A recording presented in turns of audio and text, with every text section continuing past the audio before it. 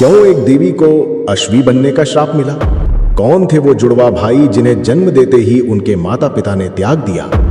कैसे एक अधर्म के कारण स्वयं सूर्य देव रोगग्रस्त हो गए? नमस्कार दोस्तों, एक बार फिर आपका स्वागत है पौराणिक पुराण में। देवी संज्ञा कर्मों का फल पाने के बाद भी अपने प्रतिशोध की भावना का त्याग नहीं कर पाती। एक बार वो शनिदेव से भागकर किसी ऋषि के आश्रम में छिप जाती हैं, परंतु शनिदेव अपनी दिव्य दृष्टि से उन्हें खोज लेते हैं। उस आश्रम में ऋषि एक महान यज्ञ कर रहे थे। शनिदेव को वहां देख देवी संज्ञा क्रोधित हो जाती हैं और उन पर प्रहार करती हैं। शनिदेव तो उस प्रहार से बच जाते हैं, परंतु देवी संज्ञा का प्रहार शनिदेव के पीछे उपस्थित ऋषि के अश्व पर होता है और उस अश्व की मृत्यु हो जाती है। यज्ञ स्थल पर अश्व की मृत्यु के कारण उनका यज्ञ दूषित हो जाता है। अपने यज्ञ को दूषित और अपने अश्व की मृत्यु देख ऋषि क्रोधित हो जाते हैं और देवी संज्ञा को श्राप देते हैं कि तुमने मेरे अश्व का अंत किया है तो तुम इसी क्षण अश्वी यानी घोड़ी में परिवर्तित हो जाओगी। देवी संज्ञा अश्वी में परिवर्तित हो जाती हैं, जिसे ऋषि अपने ही आश्रम में रख लेते हैं। जब देवी संज्ञा बहुत समय तक सूर्यलोक में नहीं लौटती, तब सूर्यदेव चिंतित हो जाते हैं। तब शनिदेव उन्हें ऋषि के श्राप के बारे में बताते हैं। सूर्यदेव देवी संज्ञा को वापस सूर्यलोक लाने के लिए ऋषि के आश्रम में जाते हैं।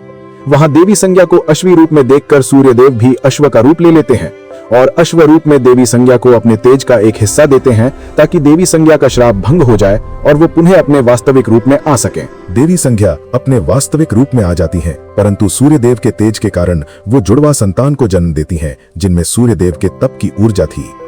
देवी संज्ञा और सूर्यदेव अपनी जुड़वा संतान को ऋषि को सौंप देते हैं, क्योंकि उनका मानना था कि मृत्युलोक के कर्म मृत्युलोक में ही छोड़ देने चाहिए और सूर्यलोक आ जाते हैं। परंतु एक ऋषि के श्राप को भंग करने के अधर्म के कारण उनका तप धीरे धीरे क्षीण होने लगता है और सूर्यदेव रोगग्रस्त हो जाते हैं।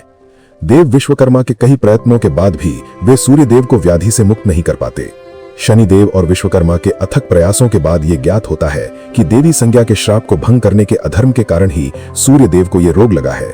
उन्हें यह भी ज्ञात होता है कि जिस ऋषि के आश्रम में देवी संज्ञा अश्वी बनकर रही थीं, वहीं पर उनकी जुड़वा संतान अश्विनी कुमार भी हैं। सूर्यदेव का उपचार करने और अश्विनी कुमारों को उनकी असली पहचान दिलाने के लिए शनिदेव उन्हें सूर्यलोक ले आते हैं, परंतु सूर्यदेव उन्हें अपनी संतान मानने से इनकार कर देते हैं। परंतु जब अश्विनी कुमार अपनी दिव्य शक्ति से सूर्यदेव को स्वस्थ कर देते हैं, तब सूर्यदेव उन्हें अपनी संतान के रूप में स्वीकार करते हैं। क्या अश्विनी कुमारों को सूर्यलोक में उनका उचित स्थान और सम्मान मिलेगा? देवी संज्ञा का अहंकार क्या अब भी शांत होगा? और शनिदेव का अगला न्याय किसके कर्मों का लेखा चोखा करेगा? अपनी राय हमें नीचे कमेंट्स में जरूर बताएं। अगर आपको ये कहानी पसंद आ रही है तो वीडियो को लाइक करें, अपने दोस्तों के साथ शेयर करें और पौराणिक पुराण चैनल को सब्सक्राइब करना ना भूलें।